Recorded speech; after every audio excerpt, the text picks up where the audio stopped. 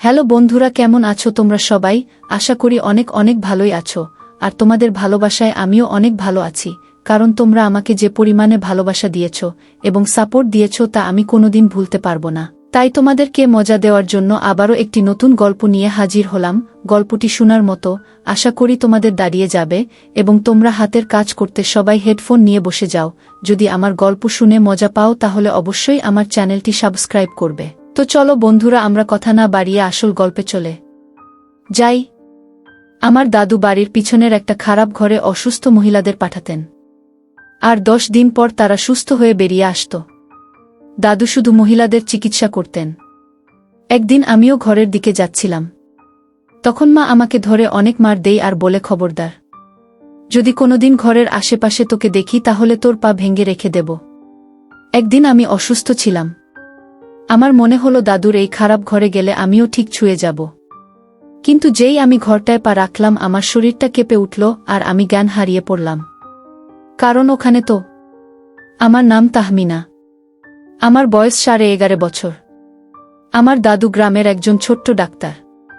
আমাদের অনেক বড় বাড়ি ছিল, কিন্তু সেখানে এমন এক ঘর ছিল যেখানে কারও ঢোকার অনুমতি ছিল না। আমার বয়স তখন কম ছিল, তাই আমার অনেক জানতে ইচ্ছে করত ঘরটায় কি আছে। ঘরটা আমার দাদুর ছিল। সত্যি বলতে সেটা ঠিক ঘর নয়, সেটা একটা বড় হোল ঘর, যেখানে অনেক বড় বড় গেট ছিল। আমি বাড়ির সব কয়টা ঘর ঘুরে বেড়াতাম। আমি 8 ভাইয়ের একমাত্র বোন, তাই সবার অনেক আদরের। কিন্তু ওই ঘরে যাওয়া আমারও বারণ ছিল। মা বলতো, তুমি ওই ঘরে কখনোই যাবে না। ঘরের সব খারাপ জিনিসপত্র রাখা আছে। কিন্তু ওই ঘরে যদি খারাপ জিনিসপত্র রাখা থাকে তাহলে দাদু মহিলাদের কেন ওই ঘরে নিয়ে যেত? 10 ধরে সেই মহিলারা ওই ঘরেই থাকত। 10 দিন পর তারা বাইরে আসত আর নিজেদের বাড়ি ফিরে যেত। তাদের খাবার পানি সব ঘরে পৌঁছে দেওয়া হতো। আমি ভাবি, ওই ঘরে যদি কিছু নাই থাকে তাহলে মহিলারা এক ঘরে থাকতে চায়। আমার মা আমাকে এই বলে ভয় দেখাতো যে ওই ঘরে গেলে আমার ভয় পেতে পারি। একদিন সকালবেলা আমি একটা মহিলার কান্নার আওয়াজ শুনতে পাই। তারপর দেখি দাদু উঠোনে বসে আছে আর একজন মহিলা 2 পায়ের কাছে বসে বলছে, আপনি আমাকে ওই ঘরে পাঠিয়ে দিন। আপনাকে ভগবানের দিব্যি, আমি অনেক কষ্টে আছি। আমার আর কিচ্ছু চাই না। আমার দাদু বলে, মা তুমি ব্যাপারটা বোঝার চেষ্টা করো, তোমাকে আমি ওখানে যেতে বারণ করছি না, শুধু বলছি 10 দিন পরে যেতে। সে বলে, আমি এখন অনুমতি পেয়েছি। পরের 10 দিন আমি অনুমতি নাও পেতে পারি, কারণ আমার বাড়িতে অতিথি আসার কথা আছে। তারা এসে 8 দিন আমার বাড়িতে থাকবে। তাই আপনাকে অনুরোধ করছি, আমাকে এখন ওই ঘরটায় যেতে দিন। আমি বাড়ির ভিতরে ছিলাম, কিন্তু আমি সব কথা শুনতে পাচ্ছিলাম। আমি লুকিয়ে লুকিয়ে তাদেরকে দেখছিলাম। তারপর সেই মহিলা অনেক কাঁদতে থাকে। দাদু বলে, তুমি শান্ত হও, আমি দেখছি যদি ওই ঘরে তোমার জন্য জায়গা করা যায়। ঘরটা সব ভর্তি ছিল। অন্য অনেক মহিলারা সেখানে ছিল। তাই এই মহিলার জন্য জায়গা বের করা দাদুর জন্য মুশকিলই হবে। আমি ভাবতে থাকি যে ওই ঘরে কি এমন হয় যে এত মহিলা সেখানে যায়? এমন সময় আমার মাথার পিছনে হালকা করে কেউ মারা দেয়। আমি পিছনে ঘুরে দেখি আমার মা। মা বলে, তুই এখানে কি করছিস? তোকে বারণ করছি না? আমি বললাম, আমি কিছু করছি না মা। মা আমাকে সব কিছুতে বাধা দিত, আর দাদার ঘরে কেন, সে তো সব জায়গায় যেত। কিন্তু মা আমাকে সব জায়গায় যেতে দিত না। সন্তানদের স্বভাব এটাই যে কাজটা তাদের করতে বারণ করা হয়, সেই কাজটাই তারা বেশি করে করতে চায়। আমিও জেদ ধরলাম যে ওই ঘরে কি হয় সেটা আমি জেনে ছাড়ব। একদিন আমার এক বন্ধু আমার বাড়িতে আসে আর বলে, আমি আজ সারাদিন তোর বাড়িতে থাকব আর তোর সাথে খেলব। আমি তাকে জিজ্ঞেস করলাম, সে আমার বাড়িতে আসার অনুমতি কি করে পেল? তার মা বাবা তো তাকে কোথাও একা ছাড়ে না। সে বলে, তার মা বাড়িতে নেই। তিনি 10 দিনের জন্য বাইরে গেছেন চিকিৎসা করাতে, আর তার বাবাও সকালে কাজে বেরিয়ে যায়, তাই সুযোগ বুঝে এখানে চলে আসবে। আমি বললাম, তাহলে তোর মা নিশ্চয়ই আমার বাড়িতে এসেছে। সে বলে, আমার মা তোর বাড়িতে কেন আসবে, সে তো শহরের বাইরে গেছে চিকিৎসা করাতে। আমি বললাম, তোকে ওরা মিথ্যে বলেছে। এই গ্রামে যারাই 10 দিনের জন্য বাইরে বেরোয় চিকিৎসা করাতে তারা সবাই আমার বাড়িতে আসে। আমার দাদু তাদের চিকিৎসা করে। ওই ঘরটা দেখছিস?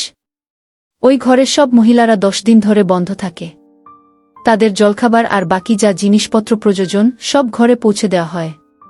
সে বলে, তাহলে আমি এখনই আমার মায়ের সাথে দেখা করতে চাই। আমার তার কথা খুব মনে পড়ছে। আমি বলি, এত সৌভাগ্য আমাদের নয়, ঘরের সন্তানদের ঢোকা বারণ। সে বলে, বারণ তো কি হয়েছে? আমরা কি সবাইকে জানিয়ে যাব নাকি? আমি বলি, তা ঠিক, কিন্তু যদি ধরা পড়ে যায় তাহলে অনেক খারাপ হবে। সে বলল, কিচ্ছু হবে না, আমাদের তো প্রাণে শেষ করে দিবে না। আমি আমার মায়ের সাথে দেখা করতে চাই আর তাকে জিজ্ঞেস করতে চাই তার কি এমন হয়েছে যার জন্য তাকে 10 দিনের জন্য বাড়ি ছেড়ে চলে যেতে হয়। ছোট ছোট ভাই বোনেদের আমার হাতে ছেড়ে দিয়ে সে কেন এখানে এসেছে? তুই আমাকে সাহায্য কর, আমি সারাদিন খেটে খেটে ক্লান্ত হয়ে গেছি। বন্ধুর কথা রাখতে আমি ঘরের দিকে গেলাম আর সিঁড়ি দিয়ে উঠে ভিতরে ঢোকার চেষ্টা করলাম। আমার বন্ধু সিঁড়ি ধরে নিচে দাঁড়িয়েছিল আর আমি সেই সিঁড়ি দিয়ে উঠছিলাম। উপরে উঠে যেই আমি ঘরের ভিতরে উকি দিতে যাচ্ছিলাম, অমনি আমি এত আওয়াজের শব্দ পেলাম। চিৎকারটা আমার মায়ের। মা আমার বন্ধুকে চিকিৎসা করতে শুরু করে আর তাকে পারে ও মা সিঁড়িটা ধরে নাড়াতে থাকে আর আমাকে বলে, এক্ষুনি নিচে নেমে যা। আমি পড়ে যাওয়ার ভয়ের সাথে সাথে নিচে নেমে এলাম। আমি বুঝতে পারছি না এবার আমি অনেক মার খাব, আর সেটাই হলো। মা আমাকে আর আমার বন্ধুকে অনেক মারে আর মারতে মারতে বলে, তোদের কি এমন দরকার পড়েছে এই ঘরে যে তোরা উকি দিছিস? কেন করছিস সে সব? মা আমার বন্ধু তাকে বাড়ি থেকে বের করে দিচ্ছে।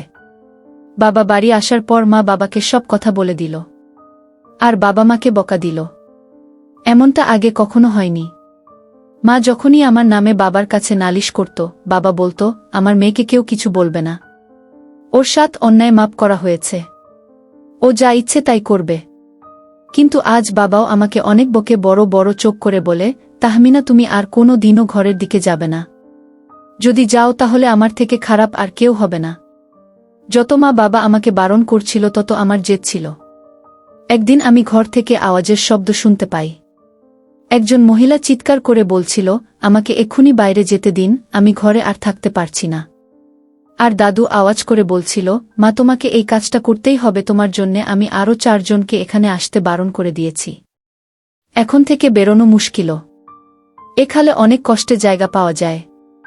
এখন তুমি নিজের মতো পরিবর্তন হতে পারো না। সেই মহিলাটি কাঁদতে শুরু করে। আমি ভাবি যে ওই ঘরে এসব কি হচ্ছে। একদিন রাত্রে আমি ঘুমোতে ঘুমোতে হঠাৎ উঠে আওয়াজ করতে থাকি। আমার আওয়াজ শুনে মা বাবা আমার ঘরে আসে। আমি মাকে ধরে কাঁদতে থাকি। বাবা জিজ্ঞেস করে, ওর কি হয়েছে? মা বলে, সারাদিন ওই ঘরের আশেপাশে ঘুরতে থাকে, উকি দিয়ে ভেতরে কিছু দেখে ফেলেছে হয়তো। মা বাবা 2 জনের চোখে আমি ভয় দেখতে পাই। বাবা বলে, এমনটা হলে সেটা খুব খারাপ হবে, ও সারা জীবন ভয় থাকবে। আমি তখন ঘুমোচ্ছিলাম না, তাই ওদের সব কথা শুনতে পাচ্ছিলাম। আমি ভাবলাম ঘরে কি এমন আছে যেটা দেখে আমি সারা জীবন ভয়ে ভয়ে থাকব। তারপর আমার মনে হলো যে মা বাবা নিশ্চয়ই আমাকে ভয় দেখানোর জন্য এসব কথা বলছে। একদিন আমার শরীরটা অনেক খারাপ হয়। মা বলে, আমি তোকে ওষুধ দিচ্ছি, এটা খেয়ে তুই ঠিক হয়ে যাবি। কিন্তু মায়ের ওষুধ খেয়েও আমার শরীর ঠিক হলো না। আমার শরীরটা অনেক ব্যথা করছিল। মা নিজের কাজে ব্যস্ত ছিল, বাড়িতে আর কেউ ছিল না। আমার মনে হলো মহিলারা ওই ঘরটায় গিয়ে ঠিক হয়ে যায়। বলা হয় যে ওই ঘরটায় গেলে জীবনের সবথেকে বড় সমস্যা দূর হয়ে যায়। আমাদের 50 বছরের রোগ সেরে যায়। তো আমার শুধু শরীর ব্যথা হয়েছিল। আমি যদি 1 ঘন্টা ওই ঘরে থাকি তাহলে আমি নিশ্চয়ই ঠিক হয়ে যাব। আমি এক ভালো বাহানা পেয়েছিলাম। কেউ যদি জিজ্ঞেস করে তাহলে আমি বলে দেব যে আমার শরীর খারাপ ছিল, তাই আমি ওই ঘরে গিয়েছিলাম। ওই ঘরে ঢোকা অনেক সহজ ছিল, কারণ ঘরের দরজার উপরে এতটা জায়গা ছিল যেটা সহজেই ভিতরে ঢুকতে পারি। শুধু সমস্যা এটাই ছিল যে ওখানে ঢোকার আগেই কেউ না কেউ আমাকে দেখে ফেলত আর আমার সব প্ল্যান নষ্ট হয়ে যেত। কিন্তু আজ আমার মনে হচ্ছে মাঠ পুরো ফাঁকা। আজ আমাকে কেউ বাধা দেওয়ার নেই। বাবা বাড়িতে ছিল না, দাদু বাড়িতে ছিল না, বাড়ির বেশিরভাগ কাজের লোকেরা ছুটিতে ছিল। দুপুরবেলা ছিল, মা নিজের কাজ শেষ করে একটু ঘুমোতে গিয়েছিল। আমার কাছে এটাই সুবর্ণ সুযোগ ঘরের ভিতরে ঢোকার। আমি সেটাকে গেটের কাছে রেখে সেটা দিয়ে উঠে সহজেই দরজার ওপারে চলে গেলাম। আমি এখন ঘরের ভিতরে দাঁড়িয়ে আছি। দরজার সামনে কিছু কাপড় ছিল। আমি যখন সেই কাপড় সরালাম তখন ভেতরটা অনেক অন্ধকার দেখলাম। এখন দিনের বেলা আমার মনে হলো এই ঘরে আমি ছাড়াও আরও কেউ আছে। আমি আশেপাশে দেখতে থাকলাম কোথায় লাইট আছে। ঘরটা অনেক বড় ছিল। অন্য ঘরগুলোর সাথে তুলনা করলে এই ঘরটা থেকে আরও 10 ঘর বানানো যাবে। এটাকে ঠিক ঘর বলা চলে না। এটা একটা বড় হোলের মতন। একটা অনেক খারাপ গন্ধ আসছিল। আমি নাক বন্ধ করে চলছিলাম। আমি লাইটের সুইচ খুঁজলাম, আর শেষমেশ আমি সেটা খুঁজে পেলাম। 4-5টা সুইচ অন করার পর পুরো ঘরটা আলোকিত হয়ে গেল। আমার মনে আছে ঘরটাতে গম রাখা হতো, কিন্তু এখনও কি সেগুলো সরানো হয়নি যে এত খারাপ গন্ধ আসছে। যে আমি লাইট অন করলাম উনি আমার হাত পা কেঁপে উঠল। কারণ যে দৃশ্যটা আমি দেখলাম সেটা কোনো 11.5 বছরের সন্তানের কাছে একটা ভয়ঙ্কর দৃশ্য। ওই ঘরে কিছু মানুষ লাইন নিয়ে পড়েছিল, 5 থেকে 6টি একদিকে আর বাকিরা অন্য দিকে।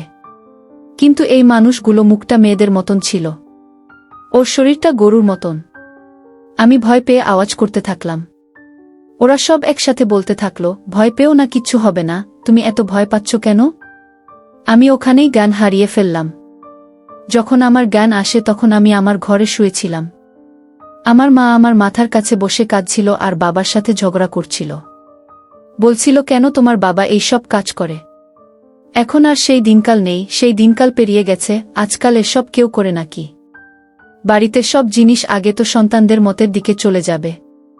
সন্তানদের তো এটাই স্বভাব, যেটা ওদেরকে করতে বারণ করা হবে ওরা সেটাই করবে। ওর কি দোষ? দেখো কি রকম ভয় পেয়ে গেছে আমার মেয়েটা। যদিও হার্টফেল হয়ে যেত তখন কি হতো? ওখানেই শেষ হয়ে পড়ে থাকত। ডাক্তারদের কাছে নিয়ে যাওয়ার আগে ও শেষ হয়ে যেত।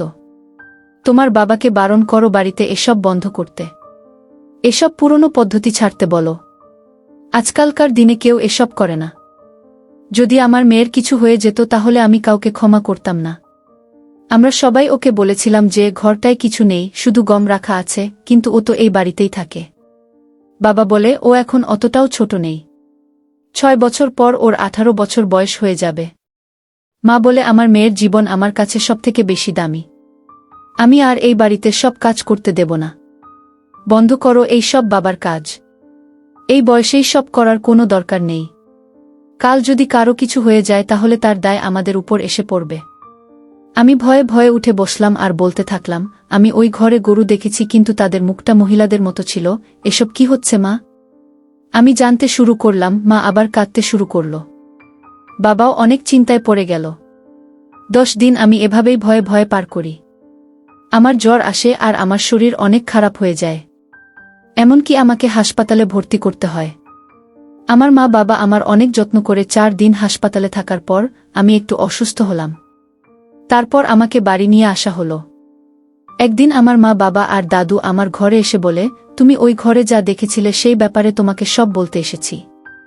আমরা তোমাকে ওই ঘরেই জন্য যেতে বারণ করতাম, কারণ আমরা জানতাম তুমি এসব দেখে ভয় পেয়ে যাবে। আর সেটাই হলো। আমি দাদাকে জিজ্ঞেস করলাম, ওই ঘরে ওগুলো কি ছিল? আমাকে সব খুলে বলুন, না হলে আমি পাগল হয়ে যাব। দাদু বলে, এটা একটা অনেক পুরনো পদ্ধতি। তুমি যেটা দেখেছ সেটা এক ধরনের চিকিৎসা করার পদ্ধতি। ঘরে কোনো গুরু ছিল না, সবাই মহিলা। এই ধরনের চিকিৎসায় এমন একজন রোগীকে আনা হয় যার অনেক পুরনো কোনো রোগ আছে, যে বেশ কয়েক বছর ধরে তার চিকিৎসা করাচ্ছে, কিন্তু ঠিক হচ্ছে না। তাকে একটা পশুর চামড়া শরীরে 10 দিন একটা ঘরে পড়ে থাকতে হয়। এই কাজটা একেবারেই সহজ নয়। 10 দিন ধরে একটা পশুর চামড়া নিজের শরীরে দিয়ে রাখা। ওই চামড়া থেকে থেকে খারাপ গন্ধ আসে, যেটা তাকে সহ্য করতে হয়। তাকে খাবারও অনেক কম দেওয়া হয়। এটা করা কঠিন। আজকাল লোকেরা এসব খুব একটা করে না। আগেকার দিনের লোকেরা করত, কিন্তু কেউ যদি একবার ওই 10 দিন পার করে ফেলতে পারে তাহলে ধরে নাও তার পুনর্জন্ম হয়, তার সব রোগ সেরে যায়। তাই আমি রোগীদের দিয়ে এটা করাই। এটা আমার শিখা একটা অনেক পুরনো পদ্ধতি। এতে লাভ অনেক হয়। যখন কোনো মানুষ গলা অবধি পশুর চামড়া পরে বসে থাকে তখন সে সত্যিই অনেক অদ্ভুত দেখায়। তাই তোমাকে ওই ঘরে কেউ যেতে দিত না। সন্তানদের এই দৃশ্যটা দেখা ঠিক নয়। তুমি আমাদের পরিবারের শেষ সন্তান, কিন্তু তুমি এখন বড় হয়ে গেছ। আমরা ভেবেছিলাম তোমাকে একবার বোঝালেই তুমি বুঝবে, কিন্তু তুমি তো সবাইকে লুকিয়ে সেই ঘরে ঢুকে পড়লে। আমি এসব শুনে অবাক হয়ে গেলাম আর ভাবতে থাকলাম, সত্যিই কি এই পদ্ধতিতে কাজ হয়? দাদু বলে, হ্যাঁ, অনেক ভালো কাজ হয়, কিন্তু এটা করা একেবারেই সহজ নয়। মেয়েদের পক্ষে তো এটা আরোই কঠিন। এই চিকিৎসা আগে শুধু ছেলেদের উপর করা হতো, কারণ মেয়েদের পক্ষে 10 দিন ওইভাবেই বসে থাকা অনেক কঠিন। কিন্তু আমি মেয়েদেরকে দিয়েও এটা করাই। চিকিৎসা তো সবার জন্যই প্রয়োজন, তাহলে মেয়েরা কেন করবে না?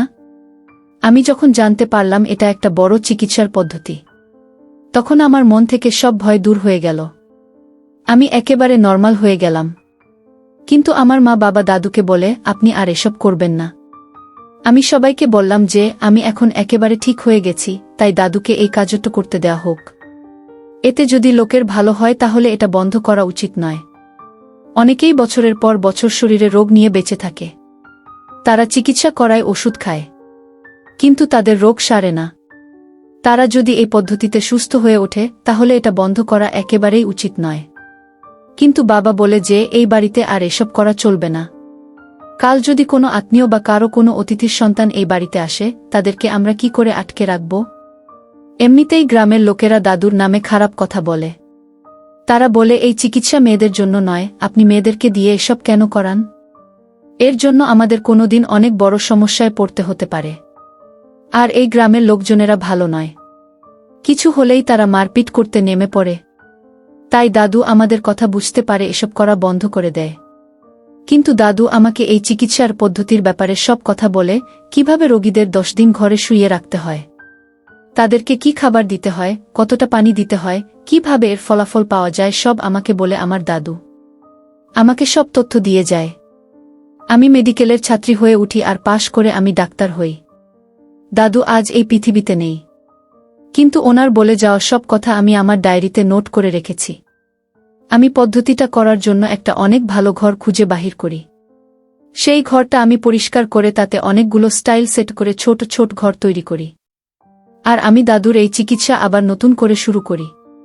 এখন শুধু গ্রামের লোকেরা নয়, গ্রামের আশেপাশের লোকেরা আমার কাছে আসে আর 10 দিন নিজেদের আমার কাছে সমর্পণ করে দেয়। আমি তাদেরকে দিয়ে কাজটা করাই আর এর জন্য টাকাও নিতাম। আর লোককে সাহায্য করতে হবে, কারণ যদি টাকা দেওয়ার ক্ষমতা না থাকতো তাদের কাছে আমি টাকা নিতাম না। আমি দেখে অবাক হয়ে যাই যে কাজটা বড় বড় ওষুধ করতে পারিনি সেটা এই পদ্ধতি সহজেই করে দেখায়। এটা করার পর সবাই আমাকে বলতো যে তারা অনেক সুস্থ বোধ করছে। আমার বাড়ির লোকেরা আমাকে এই কাজটা করতে অনেক বারণ করেছিল, কিন্তু আমি দাদুর এই চিকিৎসা পদ্ধতিতে এগিয়ে নিয়ে যেতে চাই। বাড়ির সবাই এর জন্য আমাকে সম্পত্তি থেকে বঞ্চিত করে। কিন্তু তারপর আমি জানতে পারি যে দাদু তার ভাগের সব সম্পত্তি আমার নামে করে দিয়েছেন।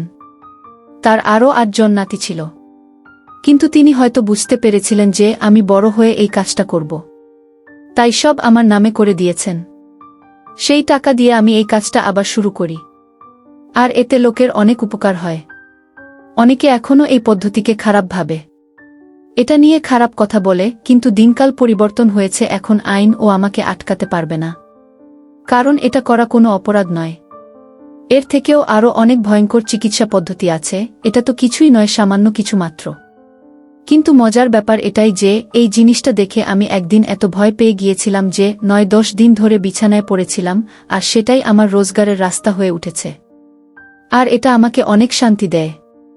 বন্ধুরা, আজকের ভিডিওটা এখানেই শেষ করলাম। অনেক কষ্ট করে ভিডিওটি আপনাদের জন্য বানিয়েছি। যদি ভিডিওটি আপনাদের ভালো লেগে থাকে তাহলে একটা লাইক করবেন এবং চ্যানেলটি অবশ্যই সাবস্ক্রাইব করবেন, এই আশা ব্যক্ত রেখে আপনাদের কাছ থেকে বিদায় নিচ্ছি আমি। দেখা হবে আগামীকালের নতুন কোনো ভিডিওতে। সে পর্যন্ত সবাই ভালো থাকুন, সুস্থ থাকুন। ধন্যবাদ।